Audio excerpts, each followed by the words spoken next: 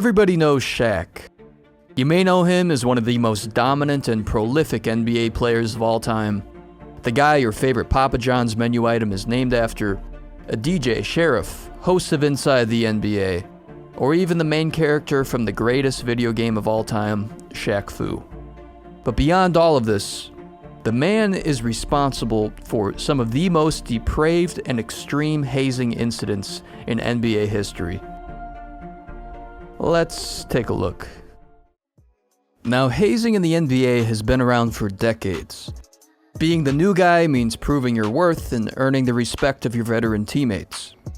Historically, it's involved testing rookies, making them perform small tasks, enduring harmless pranks, as a sort of rite of passage into the team dynamic. One example here, in 2012, Draymond Green and other Golden State Warrior rookies had to sing Oppa Gangnam Style. A little embarrassing, demoralizing, but harmless fun. Although who knows if this had an effect on Draymond's anger issues throughout his career. Another classic example was rookies being forced to wear little girl backpacks.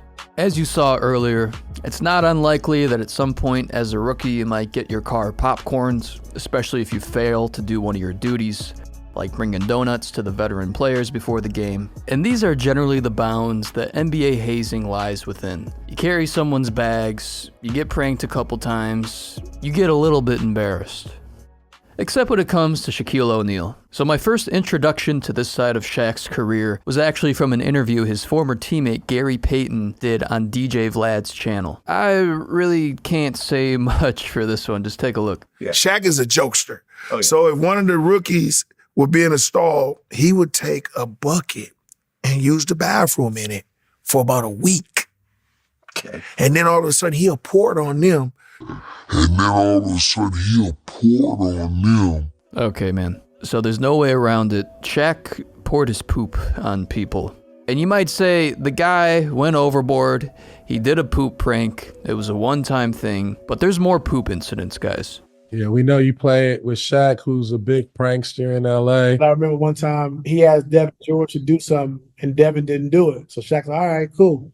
The night before we had a game, Devin's, I think, on the court shooting, whatever he's doing, the training room, whatever. So Shaq goes in the stall, and he takes a shit in Devin's shoe. Oh, my God. And so he takes it, and he knocks it, so it goes all the way down to the front. Oh. Devin comes back, goes put his shoe on Drake, and he stuck his foot in some. Oh my God. So if you're keeping count at home, that's now 2 poop incidents that we know of from Shaquille O'Neal. Now I know you don't want this whole video to be about Shaq's poop, so let's move on to something different. Let's talk about Shaq's naked wrestling.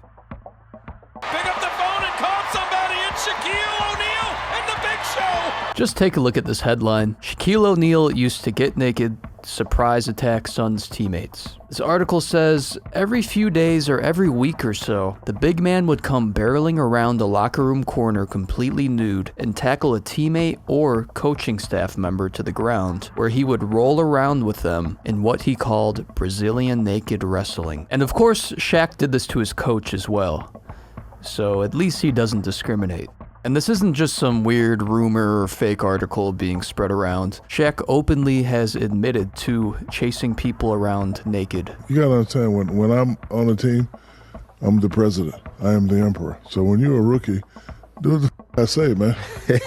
Or I gotta show you how to get down. Like, this around the time you really could put hands on people, but from 1992 to 2007, I touched up in the locker room. That was me. So I told him to do something, he didn't do it. And like, he's also similar to me because he's a jokester. He thought I was playing, so I said, yo, man, playing. And I chased him around the locker room. And UD Who was naked? You or him? I was butt naked. He was just getting out the shower, but I wanted to, bro, you don't talk to, like, what, bro? Knock his head off. And believe it or not, Brazilian naked wrestling was probably one of the tamer things that Shaq was up to in this Phoenix Suns locker room.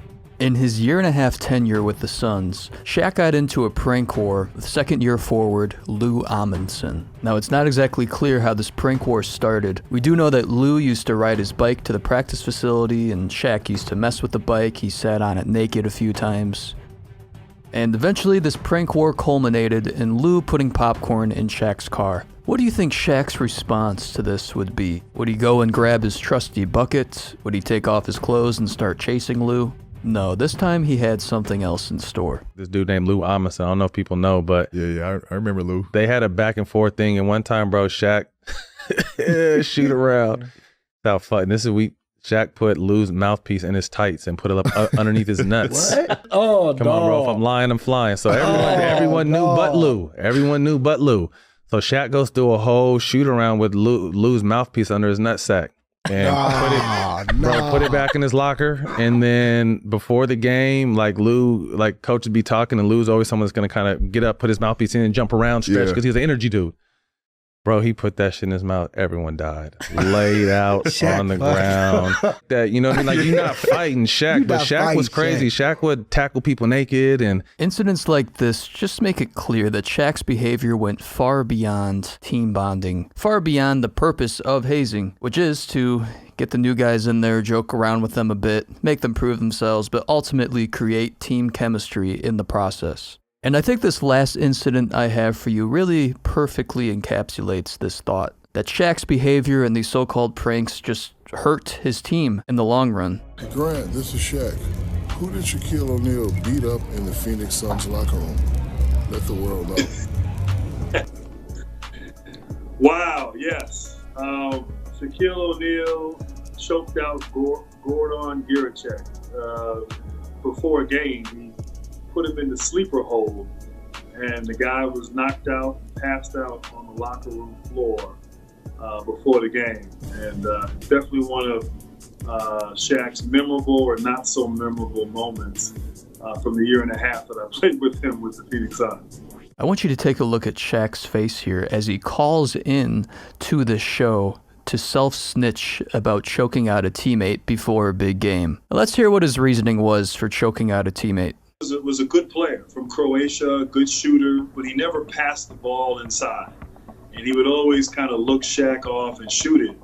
And, you know, they kind of would go back and forth and exchange words. And, you know, Giricek would kind of talk trash to Shaq. And so one day Shaq was like, you know what? I'm going to let this guy know who I am. And it was right before a big game in Phoenix against Dallas. We have our team meeting. The meeting ends, I go to use the restroom, and I come out, and Giricek's laid out on the floor. And I'm like, come on, Shaq, we're trying to win, you know, and but it was typical Shaq. I kept coming across statements like, but it was typical Shaq over and over when watching these videos. But what can you, I feel what you say, PG, throw hands, I feel it, but that's Shaq, bro. Shaq is a jokester. There seems to just be a widely accepted justification for these pranks. That's just, oh man, that's Shaq.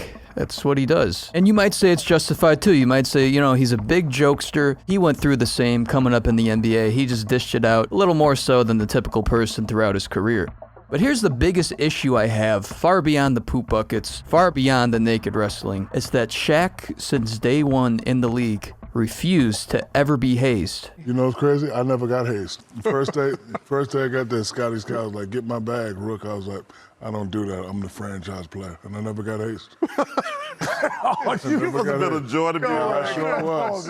I sure was. He was like, get my bag. I was like, bro, this is my team, bro. By the way, I just want to show from the same clip Charles Barkley talking about the hazing that he went through when he was coming up in the league. Dude, I got hazed by Doc, Moses, Maurice Cheeks, Andrew Toney. What was the most bizarre thing they made you do?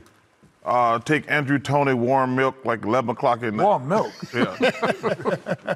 Oh, my God. And Dr. J wanted a newspaper first thing in the morning. It used to always piss me off because I like, why I got to get up early and get you a newspaper? It shows that these types of sadistic things that Shaq was doing were not based in antiquity. What Charles Barkley went through was tame. What present players go through is tame. It's really just Shaq that was doing these types of insane things. Instead of having rookies give him a warm glass of milk, Shaq was giving rookies a warm bucket of poop. My goal with this video isn't to say that Shaq is some horrible human being who needs to be canceled. These incidents are very atrocious and abrasive, but I don't think Shaq is innately a terrible person. He's also done a lot of good in the world. He's donated millions to underprivileged children. He's covered people's medical bills, paid for strangers' funerals. He's used this platform for good, but despite all the good he's done, I think Shaq just never stopped being a bully. And I think one of the most interesting things about these incidents is that if it was anyone else being the perpetrator, there would be such an outroar, there would be such a pushback, there'd probably be fines, suspensions, just a lasting legacy of being a bad person. But with certain people, we let certain things fly because they are that person. It's interesting how we calculate the amount of accountability we assign to a person depending on who they are and how that behavior aligns with the image we have of them. I think Shaq got away with these things because he is Shaq. So that's all I have for today. Next time you're in a stall, just keep a lookout, maybe bring an umbrella, and take care of yourself. Goodbye.